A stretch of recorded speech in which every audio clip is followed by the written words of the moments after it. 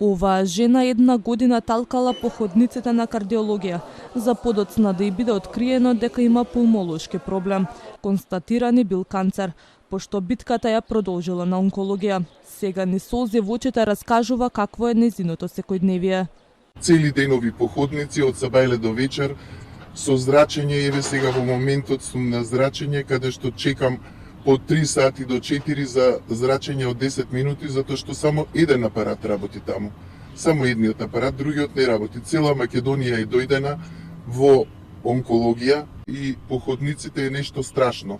Столици нема за сите, значи за дел од пациентите има столици, седиме по плочки доле, се влечеме цело време со сати, затоа што хемотерапиите ни се по 5-6 сати и ние мораме да чекаме.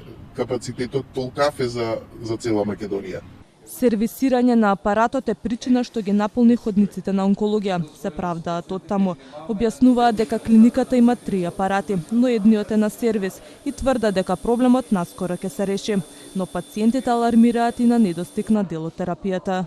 Во моментот се жалат дека ја нема имунотерапијата. Сега дека ја нема имунотерапијата.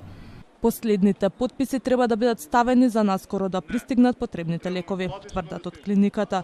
Пациентите велат проблем е и недостигот на персонал. И после завршување на сите третмани на онкологија, после 6 недели после последното зрачење, треба да направите компјутер. Прво треба да закажете и да чекате 2-3 месеци, а второ треба да ви го прочитаат резултатот, па сигурно уште месец најмалку.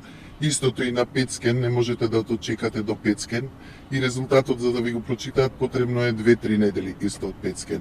Во тоа време може да се случат и метастази и смрти се. Но таа вели медицинските сестри и докторите и во вакви услови даваат се од себе. Другите работи не се во ред. Сестрите, персоналот си е во ред. И лекарите на зрачење исто се нервираат и они што полне ходникот, а не можат да помогнат. Секој ден е борба. Има денови кои се враќам од таму плачејки со стресови, ама тоа морам да го издржам сето ова.